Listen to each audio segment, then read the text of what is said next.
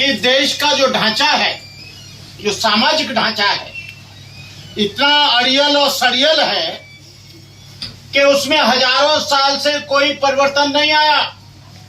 कबीर चले गए, रैदास चले गए, गुरु नानक चले गए, अंबेडकर चले गए और रामास्वामी नायकर चले गए, लेकिन यहाँ अमीर गरीब हो सकता है, गरीब अमीर हो सकता है, ब्राह्मण अछूत नहीं हो सकता, अछूत ब्राह्मण नहीं हो सकता। जब तक यहाँ पर न्यायपालिका में तुम्हारे लोग नहीं होंगे, जुल्म बंद नहीं होगा, सही निर्णय नहीं मिलेगा।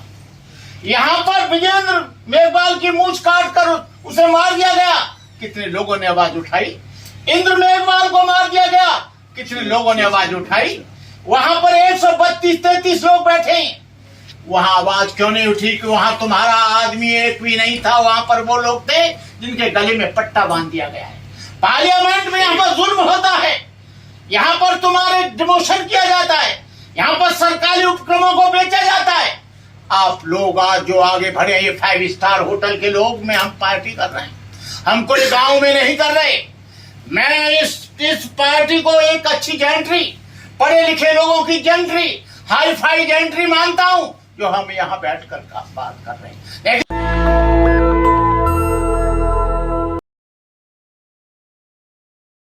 मेरे भी माताजी पिताजी थे जिन्होंने मुझे पढ़ाया, और हम जब पढ़ने जाते थे तो हमारे साथ भेदभाव होता था। मेरी माँ 8 पास थी, मेरी माँ ने कहा ये तू इस लायक हो जाए तो कॉलेज खोलना, और मैंने अपने माताजी पिताजी की यादगार में अपने गांव में एक CBSE बोर्ड का इंटर कॉलेज खोला। और मैंने सोचा ये सबसे बड़ी श्रद्धांजलि उनके लिए है जो गरीब बच्चे हैं, जो बेसहारा और लाचार हैं, जो आर्थिक स्थिति कारण पढ़ नहीं पाते हैं, मैं उनको कुछ दे सकूं। मैंने अपना पूरा जीवन बौद्ध भिक्षु जीवन में गुजारा। शास्त्री जी, आपको बता दूं कि देश का जो ढांचा है, जो सामाजिक ढांचा है, इतना अड़ियल और सड़ियल है कि उसमें हजारों साल से कोई परिवर्तन नहीं आया। कबीर चले गए, रैदास चले गए, गुरु नानक चले गए, अंबेडकर चले गए और रामास्वामी नायकर चले गए, लेकिन यहाँ अमीर गरीब हो सकता है, गरीब अमीर हो सकता है, ब्राह्मण अछूत नहीं हो सकता, अछूत ब्राह्मण नहीं हो सकता।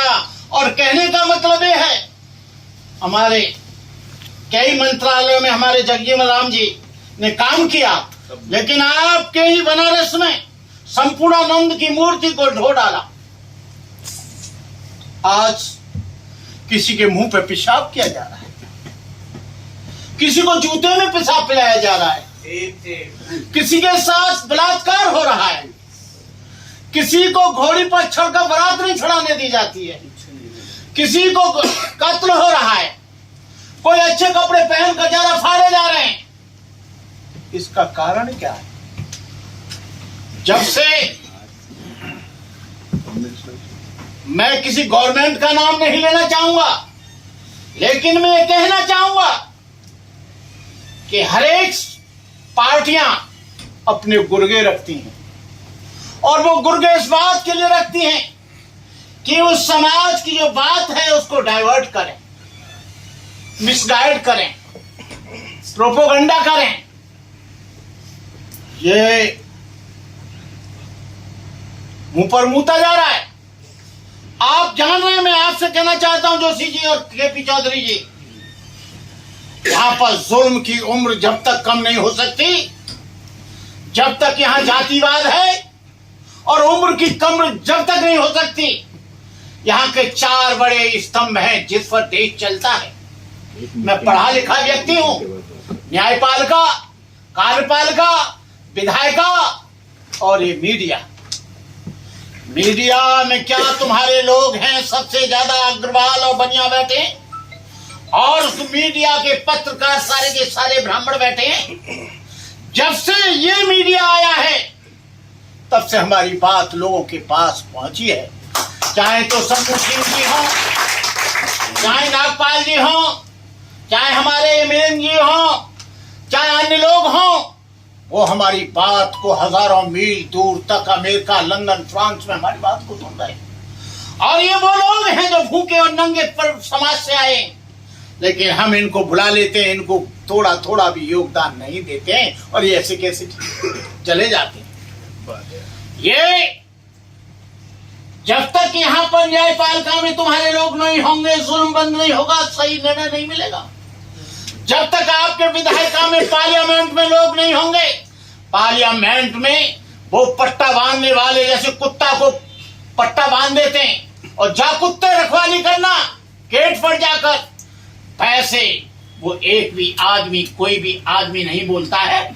यहां पर डिमोशन हुआ, कितने लोगों ने उसके लिए आंदोलन किया। यहां पर मनीषा के साथ बलात्कार हुआ, कितने लोग पार्लियामेंट में आवाज उठाई।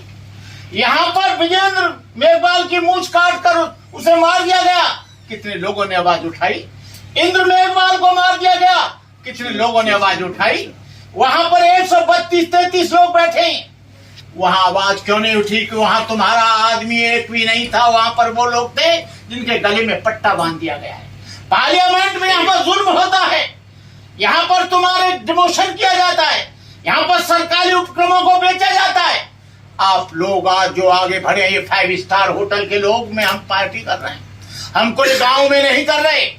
मैं इस पार्टी को एक अच्छी जेंट्री, पढ़े लिखे लोगों की जेंट्री, हाई फाई जेंट्री मानता हूं, जो हम यहाँ बैठकर बात कर रहे हैं। लेकिन उन लोगों को पूछो जो गांव में रहता है, खेड़े पाड़े में रहता है, जो अपनी बेटी को बिना किवाड़ लगाए रहता है, जो आदमी अपना गांव में रहकर मेहनत करके अपना पेट भरता है, उन लोगों को पूछो। मैं गांव में रहता हूं, मुझे मालूम है वहां पर क्या होता है, और आज भी गांव से जुड़ा हुआ हूं। मेरा कहने का मतलब यह है, चौधरी जैसे लोग और हमारे ओपी सागर जैसे लोग, AR जोशी जैसे लोग, जब तक अच्छे वक्ता, अच्छी बात रखने वाले पार्लियामेंट में नहीं पहुंचेंगे, आप चाहे कितना भी प्रदर्शन करते रहो, कितनी भी मीटिंग करते रहो, उसका कोई फल निकलने वाला नहीं। यहाँ पर बड़ी बड़ी भीड़ें होती हैं, जंतर मंतर पर मैं देख रहा हूँ 48 साल से, जय भीम जय भारत, जय भीम जय भारत। तुम्हारे एजेंडा को जो तुम देते हो मेमोरेंडम, उसको डस्टबिन में डाल दिया जाता है, क्योंकि वहां पर तुम्हारे लोग नहीं है। न्यायपालिका में तुम्हारे लोग नहीं है, कार्यपालिका में तुम्हारे लोग नहीं है। तुम्हारे IPS IAS जो हैं, लेकिन उनको ऐसी जगह बिठा दिया गया है जो एक भी की पोस्ट पर नहीं है, जो कोई भी काम नहीं कर सकते। मेरा कहने का मतलब ये है, 2024 में जो आ रहा है कार्यक्रम, और ये धीरेन्द्र शास्त्री को मैं नागपुर में पकड़ा। धीरेन्द्र शास्त्री से मैंने कहा, रुको महाराज, मैं आपकी सभा में आया हूं, मेरे साथ 1500 लोग और थे, उसकी मीटिंग नहीं हो पाई। मैंने कहा, आप इस देश को हिंदू राष्ट्र बनाने की बात करते हैं, तुम्हें एक गांव तो हिंदू बना दो। ये राष्ट्र की बात तो अलग है, एक भी गांव में हिंदू नहीं मिलेगा। चमार मिलेगा, धोबी मिलेगा, काहर मिलेगा, लोहार मिलेगा, सुनार मिलेगा, काछी मिलेगा, तेली मिलेगा, पासी मिलेगा, अहरवार मिलेगा, संगवार मिलेगा, जाटव मिलेगा, राजपूत मिलेगा, क्षत्रिय मिलेगा, ब्राह्मण मिलेगा, लेकिन एक भी हिंदू नहीं मिलेगा।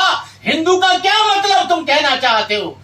लड़ाई मुसलमानों से हो तो सब हिंदू हैं, मंदिर बनने का काम आए तो सब हिंदू हैं, जब रबड़ी खाने का काम आए तो जातियों में बट जाते।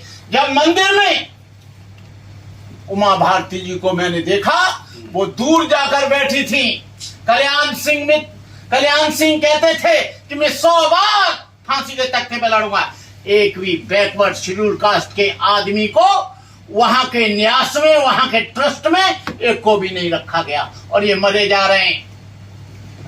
मंदिर बनाएंगे, वहीं मार खाएंगे, जूते चप्पल खाएंगे, मंदिर बनाएंगे, मंदिर बनाते रहो।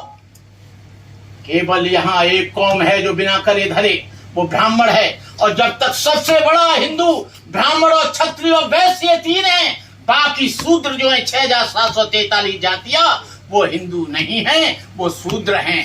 कहने का मतलब ये है कि आने वाले 2024 के जो कार्यक्रम आ रहा है, कार्यक्रम बना लो, हम आपके साथ हैं। आज हमारी उम्र 76 वर्ष हो गई है, हम जमीन पर काम करते हैं। हमने लोगों को इतना जगा दिया है कि इनका बाप हिंदू राष्ट्र नहीं बना सकता, संविधान को इनका बाप नहीं बदल सकता।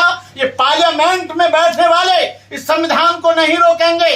हम लोग हैं जो गांव में रहते हैं, खेड़े पाड़े में, वो मिलकर इस काम को रोकेंगे और हम इस संविधान को कभी भी नहीं बदलने देंगे।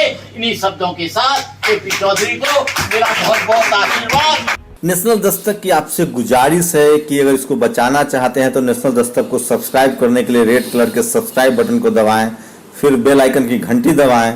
नेशनल दस्तक को बचाने के लिए बहुत जरूरी है कि हर खबर को शेयर करें, लाइक करें, कमेंट जरूर करें।